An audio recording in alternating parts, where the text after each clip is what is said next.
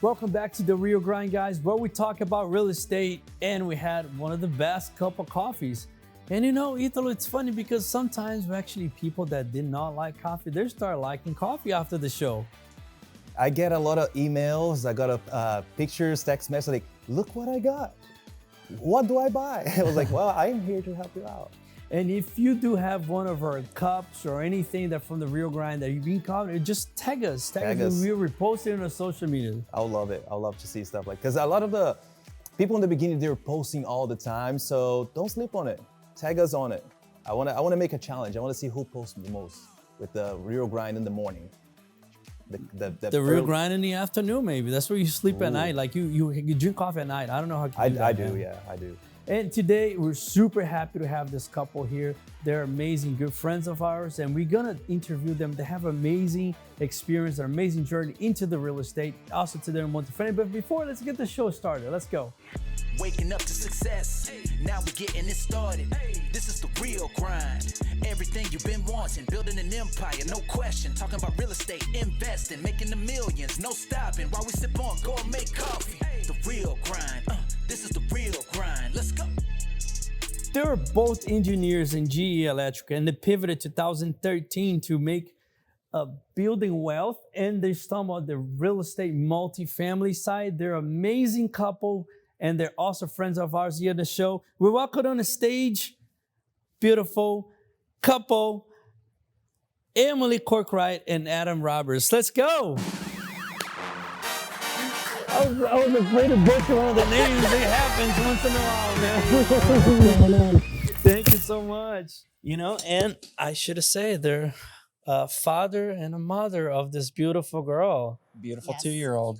That's awesome. Guys, thank you so much for being on the show today. We were just super happy to have you Thanks guys. for having us. We're honored. And, you know, you guys definitely an inspiration for all of us. Like, see where you guys... I saw you guys sharing your story so many times, and like, you know, I bonded with both of you guys. I remember when you were pregnant, we're talking about pregnant, and when you're real estate, you're talking about your real estate, how you're a realtor, and you, my friend, were talking about music all day long. The other day, that comment on his social media is like, bro, is that a Nord who just get out of music, right? Yeah, that's right. Super cool.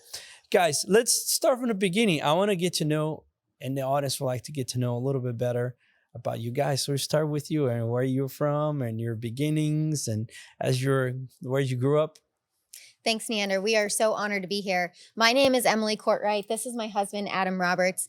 And like Neander said, we started as engineers. We took the very traditional route, went to college, got a great job, and started climbing the corporate ladder like we were all told we were supposed to. And we moved around the country. We were living and working in Southern California. And GE decided to sell off the business that we were in. And it was one of those knife in the heart moments. Like, my plan was to work at GE for 30 years.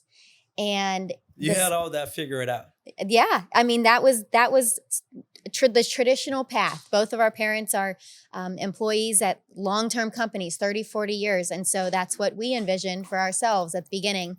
So it was a blessing in disguise when GE decided to sell, because it was the kick in the butt that we needed to make a change. That little button there, huh? Mm-hmm. Yes, and to do something different. And Amy, what city are you from? I'm originally from Cincinnati, Ohio. Oh, wow, nice. Yeah. All right, cool. And so when you went to school for engineering, Mm-hmm.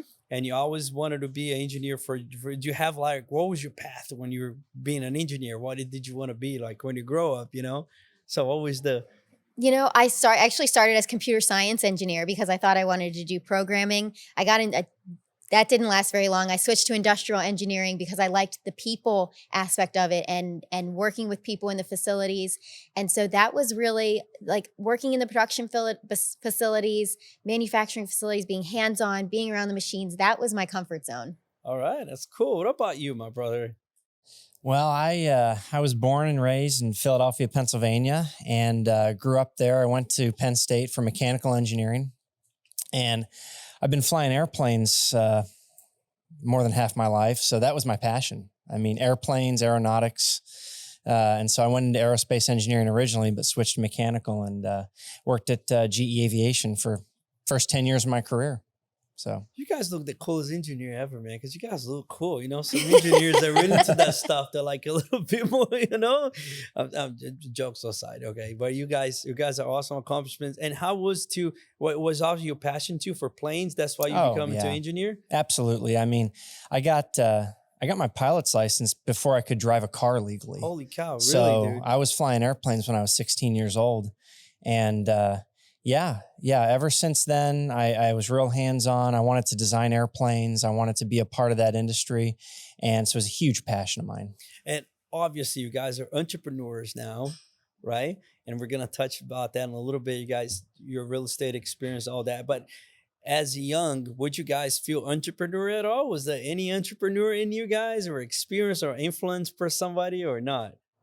Personally, for me, there was not. That was never talked about in my family. It just wasn't a part of the vision at the beginning, but luckily for Adam, it was. Yeah. My father, who incidentally was also a company man, he'd worked for the same company for 20, 30 years. He handed me the Robert Kiyosaki book, Rich Dad, Poor Dad. Oh. And he said, listen, this wasn't the path I took, but you need to read this. And it totally changed everything for me. That was, I was still in college at the time, and Wow. I went on to work, a 10-year corporate career after that. But the mindset shift had already happened, and I can vividly remember when I had gone to college, my father helped me put together a budget. Every month, here's what your spending is, and then throughout the whole year, here's how much money you should have, and every year he would add a rent house to my annual income. And after 10 years, he said, look at that. You've got 10 rent houses. And now you're making almost as much in your rental business as you are at your job. And I was like, wow, it just blew me away. No. He put the house in there as a number, or he actually bought a house? No. He put them in there just as a planning, number. Awesome. Yeah. Just to see what I it thought would he look was like. giving a house to you. That'd be great, right? It'd be great. Yeah, it'd be great. Or a privilege. Yeah. It's awesome, dude. So. And it's funny. I talked to you about this. We have our best show. We have one episode that we just watched back. Our episodes got snippets of it, and we talked especially about the book that a lot of people that are here in the show and a lot of people that into the real estate per se investing, they read that book. Yeah, and you're no different, man. Did you read that book when you're? After Adam told me to read it, but Yeah. it was years later. It was actually after we had started real estate investing. I finally read it. It was so good. I wish I had read it as a late teenager. Is the little daughter gonna actually see by example now, right? That's what I feel. So there, but definitely the book. What at the time, especially the time, I think is 90s.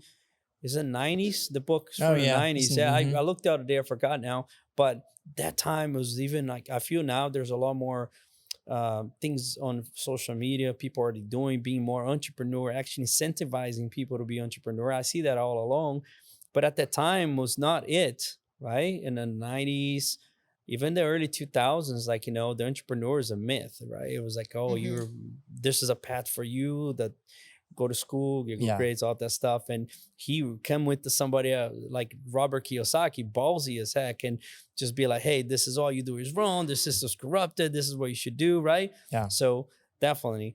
But guys, I want to get now started. How'd you guys get started on the real estate side of it? But before of that, guess what time it is? Hey, coffee time. It's coffee time.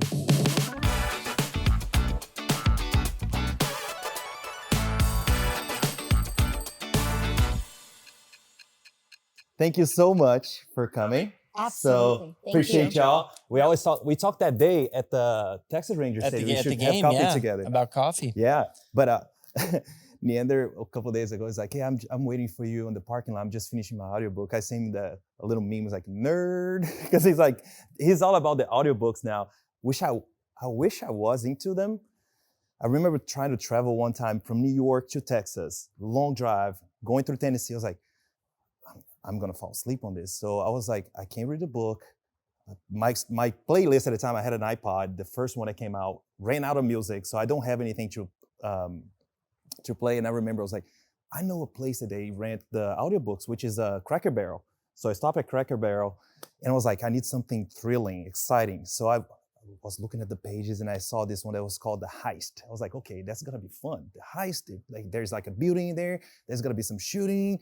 No, within 5 minutes of that guy talking, I was like, the side of the road was like, nope, back to my music. Just need to replay it again. So I wish I would get into that. But Love audiobooks, man. They're great. Audiobooks are great. I just need to, I guess, do you guys do audiobooks? I can do it if I don't have other multitasking to do. Because if I'm then I'm just like listening and doing other things. I have to actually sit there and. So you would prefer to read the book? I prefer a real book. Yeah. Same here. I prefer to read a book. Can you multitask and do every? No, I can't multitask. So but I'm driving. So Okay. every time I'm driving, that is the audiobooks for me. Sure. And I put a goal to one book a month.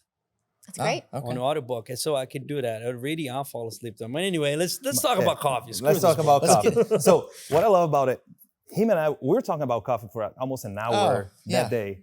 While there was an exciting baseball game going on too, like we're talking coffee, like, oh, home run. Peek at it, like back to coffee. But so for you, I put just half in here because I know you're not a big coffee drinker. But I want to see what's your feedback going to be on this one. We're all going to sip on it together. So we all have the... Well, historically, Italo messes up. And the people that usually don't like coffee brings in the show. He brings the worst coffee for them to try. So Adam actually saw me pulling this out from my secret stash over there, okay? So I brought this one from home. And this one in here, I got it from Trade, the one that I was talking to them about when we were at the stadium. And I like it. It's light. It has some good flavor to it. And he's an espresso guy, so this is probably going to be a little different for him, right? But he never had a coffee made in a clever before. So let's give it a shot, then we talk a little bit about it. Cheers. Yeah, cheers. Give it a good smell.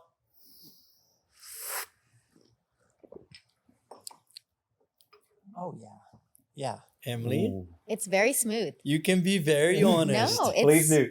it's not It is bitter very at all. It gives me a chance to do redemption. Because that's the thing about this type of coffee, specialty coffee, they're really in the max is going to get is medium roast to light roast. And it's handy pick. So imagine that you have a tree, right? Which there's a bunch of fruits in there. One of them is going to be sweeter than the other, right? Depending on the fruit in the same tree, one bigger than the other. So on the coffee, it is a fruit. So they're going to pick the best cherries or the best fruit of that trees or the whole collected tree and make that specialty coffees. That's why you be able to identify notes, just like drinking wine. So this, when you start drinking this kind of coffee, it's kind of ruins you for life because you know you can't drink back. It's like when you when you go up on wine, right? Oh. And then you drink a cheap wine. It's like, crap. Yeah. Never again. Do you notice any flavor, anything stood out for you? Yeah, it's got kind of a little caramel, like sweeter aftertaste to it. I mean, it's epic. It's good. So Emily, tell me your score though. What do you think? I actually enjoy it. You did? I mean, I don't drink coffee on a day-to-day basis because I don't need the extra energy. Let's be honest. The last cup of coffee you had was probably 10 years ago. Oh, it was probably a couple months ago. But it's probably a couple cups a year. And so, but this is it's enjoyable. Do you like tea? I like tea, yeah. Yeah. Maybe not in the summer when it's 100 degrees. I know. Despite the fact that right now we're in the middle of summer and it's drink, But well, if you have to score for 0 to 10. Oh, this is a solid 9. 9 for sure. Awesome. And that's a snob score, right? Like 10's tough to get, but that's a 9. Yeah, I agree with you. Yeah. And I would say 9 as well because to me, when I used to drink coffee, it had to be sweet. Because I didn't like the taste of traditional cheap coffee. And so little bit of sweetness would probably make this a 10 for me, but this is pretty amazing. That's awesome. From somebody. What about you guys? No, I say this is for me, it will be a 6.5, 7. Yeah. I like it. I like it. It's very good. 6 and a 7 for me. It's really good. Yeah, because it has notes of cranberry and brown sugar. And the first sip that I got from this coffee, because I never made it on a clever before. Yeah. I got the hit of that brown sugar, like boom. I was like, wow. So that for me. I score it high. I'll give it like a solid 8, 9. Okay. You know, because for me it delivered what it kind of was saying in there. Good job, guys. Yeah, that's from Trade as well. So that's my addiction. So I'm always like, where's my coffee? You know, so, and they deliver it to me right in the door. But once again, thank you guys so much. thank I you. appreciate Thank you. you. I want to keep hearing your stories. And before we go, Oh, I know you don't drink coffee, but you can put other beverages in there. There's no rules. You guys are You know, great. so Thank this you is for so you much. as well. We really Thank you. appreciate Yeah, that. anytime. And if you do want more coffee, Emily, just in case, I'm right there. There's okay? more over there. Likewise, Adam. All right. I thought you were running out. I didn't know. Oh, there's no such a thing as running out of coffee in this place. when the real grind is not happening, you can always visit here our office, and there's Please always do. good coffee here, man. Absolutely. And after hours, we drink booze. we had Bailey's to our coffee after hours. After All right. 2 o'clock. Yeah. Right on, right on. All right, thank you guys so much. Thank you. And I'll keep listening from over there. Yep. Let's go.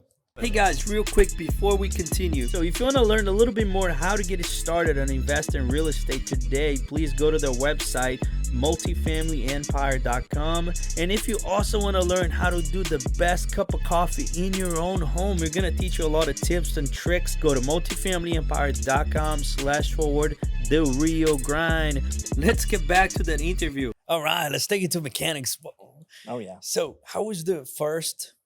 So you guys buy house single family before you starting single family? Yeah. Talk Yes. to me briefly about that because I want to focus on today, which you guys would love to. So we were living in Southern California Yeah. on a work rotation with GE, and Adam he says, "Hey, do you want to go to an investing class one night after work?" And I show up, and it's a real estate investing class. And I look at him and I say, "What are we doing here? Like, we're not going to invest in real estate. We don't belong here." He's like, no, just come in, stay. He had read Rich Dad, Poor Dad by then.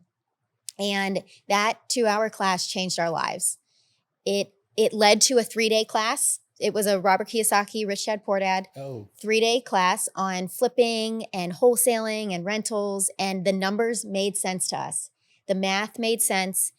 And just shortly after that was when GE put us up for sale. And so Adam found another job in Fort Worth, Texas. And when we left California to come to Texas, I quit my job and started our real estate investing business when we got here. So I got my real estate license as soon as we got here, joined Keller Williams, surrounded myself with some other people who were flipping and buying rentals, read a couple books, and then launched our investing business. that's awesome. And what was the multifamily side of it? What was the... Yeah, we were grinding it out in single family for about 5 years, and it was great. I mean, great learning experience. It was very linear, right? You buy a house, you make a couple $100 a month. You buy another house, you start building up cash flow, and not really a way to build a lifestyle around that. And we were still grinding it out. I mean, I was knocking on doors asking people if they want to sell their house, right? Really? I mean, it was. We were in the thick of it, and we were pretty successful at it. But still, it wasn't achieving what we needed financially. I wanted to join her full time. I was still working in the corporate world, and so again, a colleague of ours left single family to go to multifamily and suggested we check it out. And we were like, well, let's every 5 years we kind of shift. And so we did. We checked it out, and our minds were blown. We're like, you know what? We found a network and a community that we could become a part of. It's now today kind of our family, and and it provides the financial wherewithal for us to have a lifestyle that we want, and to raise a family that we want, and all that. So. And multifamily allowed Adam to quit his job and join me full time in our real estate investing business. That's so cool. So you guys being full time for over 5 years now, right? Yeah, going on 6 years. Mm-hmm. So not like you earlier, but Yeah. him, yeah. Mm-hmm. Yeah, that's so cool, man. And what was the first property that you guys bought? It was multifamily. How many units? It was 180 units. Oh, wow. In Arlington, Texas, which is right here in Dallas, Fort Worth. And it was a great learning experience because Adam and I, it had to support our full-time lifestyle. And so we wanted to be the asset managers. We wanted to do all the work because we wanted the income that Right, the asset managers made. And it was an amazing learning experience. For sure. And now you're truly entrepreneur, right? And how did that switch? Because, we talked about that you used to work. So do you feel like the entrepreneur, because I for example, Delia and she came from a corporate as well. I didn't, but she did. And now she decided it's very different. The entrepreneur is like, she's still getting adapted, and she's got so much better on the mindset of like, oh my God, I'm responsible for all this. And she's doing great. But did you have a little bit of the clash or no? For me, it's entrepreneur. Because it wasn't a part of my upbringing, it's Mhm. still a little bit difficult to relate with. Actually, one of the things that we still joke about as an inside joke from that first Rich Dad Poor Dad training was, I'm an investor, and we go like that and we say, I'm an investor. And so that has been actually more what I relate to, because it's a full-time investor just to me feels more natural. Entrepreneurs mean to me is like starting a business, growing a business. And yes, it is that, but it's the world of investing. Sure. And so that I'm an investor phrase just resonates with me a lot more. Right. Yeah, I guess if you look at that way, I agree with you that if you go entrepreneur, you think of like somebody starting a new business. We're buying business, right? And it's Mhm. already established, and we just have to oversee. Like almost if we're kind of a CEO, if you will, in our own terms, right? Mhm. We come in and pick some decisions and look at some numbers, Yeah. For bitch me, at the property management a little bit sometimes. That's, yeah. For me, the entrepreneur part of it comes. We're in the corporate world. Everything's very defined. Success has various definitions. Your job title. In the world of entrepreneurship, it's relationships. It's people, right? 100%. It's success can't be defined by a day's work necessarily. Whereas back at GE, I could easily say, oh, I had a successful day because of these three things. Well, now it's more nebulous, right? It's hey, we're pushing the business with a vision, and how can we keep that vision alive? It's a lot more about that. So And what is now the criteria for A&E is it A&E multifamily It's actually been broadened to A&E investments. investments? Mhm. And what is the firm now? What you guys criteria of buying, and what is the outgoing 5-year for A&E investments? yeah, so we decided this year specifically to start diversifying the investments that we provide to our investors. Probably about a year or two ago, the space that we're all in, multifamily, kind of took a cycle, right? We're still in the middle of a little bit of a cycle here. And for that reason, Emily and I, being very, very deeply invested in multifamily investments, upwards of, let's say, 70 to 80% of our investable funds in multifamily, we found that to be, I call it a failure mode. It's a learning experience, right? It's like, wow, how we got really deep into that, and it's good. It's going to be great for us, but at the same time, there's something to learn there. And so, a couple of years ago, we said, let's diversify, and we started doing different things. We started buying mortgage notes.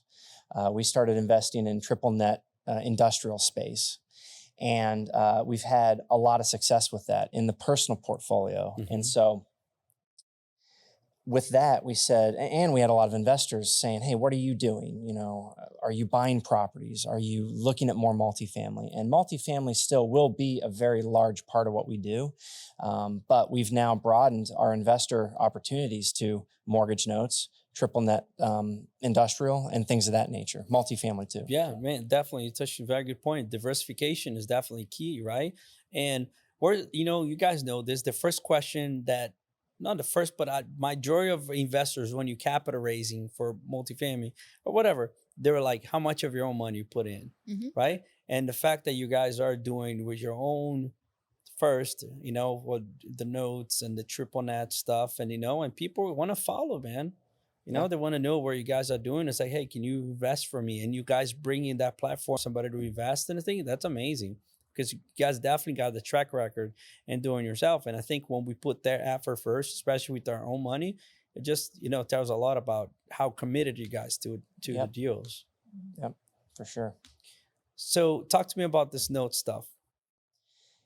Yeah. Well, so like Adam said, we've invested a lot of money in multifamily, and it's been great for back end appreciation gains. But over the past few years, the cash flow has just gotten slimmer a little bit.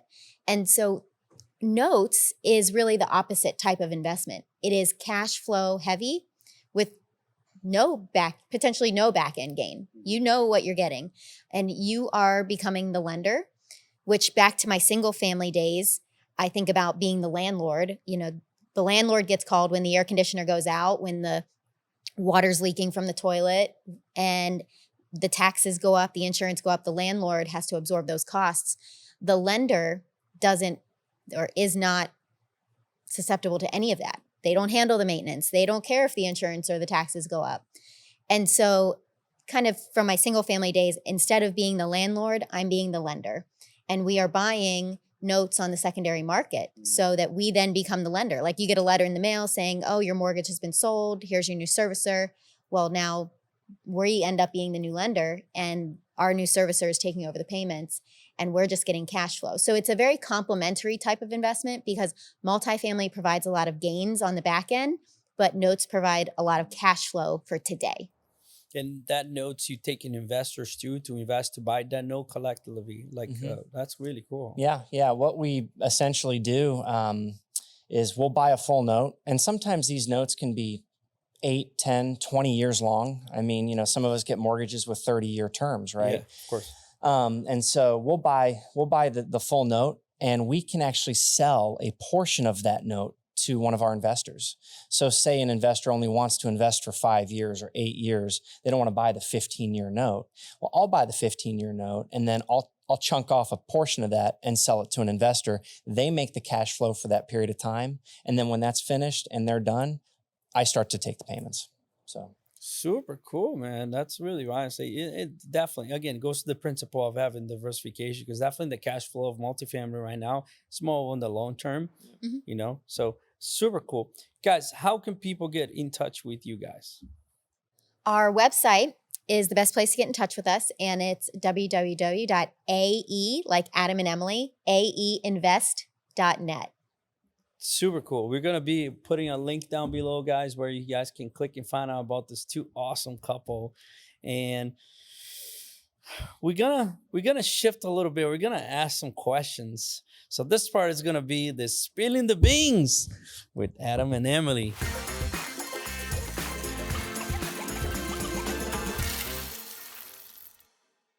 Well, hello. Where's the guitar, man? I should have brought it. Right? I know. Oh, no, man. You guys got little kids. So, Pampers or Huggies? Pampers. He probably doesn't know what you're talking about, right? Has no clue. Haven't changed a single diaper, didn't you? Oh, man. All right. Cowboys or Billy Bob's? Billy Bob's. Yes. I know a friend that plays there from time to time. I see. Coffee or cocktail drink? Coffee. Coffee. Really?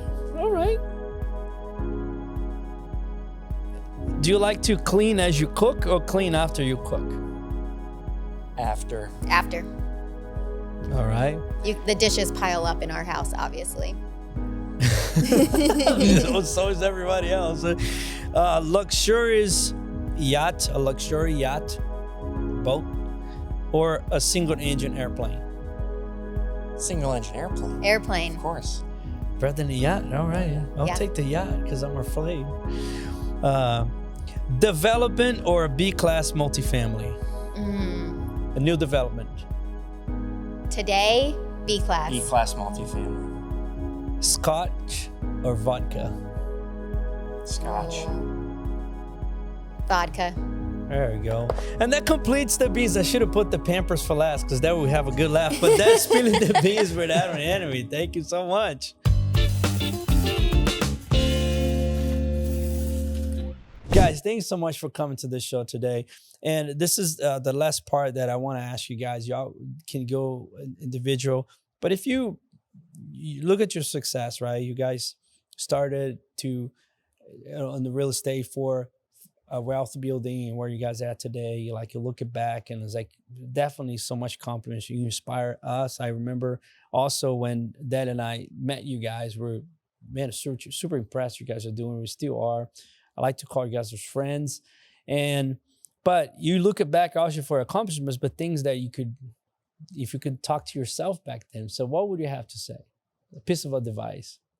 So I would look at myself and I would say, Emily, you don't even realize how many opportunities are in the world of real estate investing. Because at first we went to a single family investing class, and I literally thought that was the only type of way that real estate investors could make money.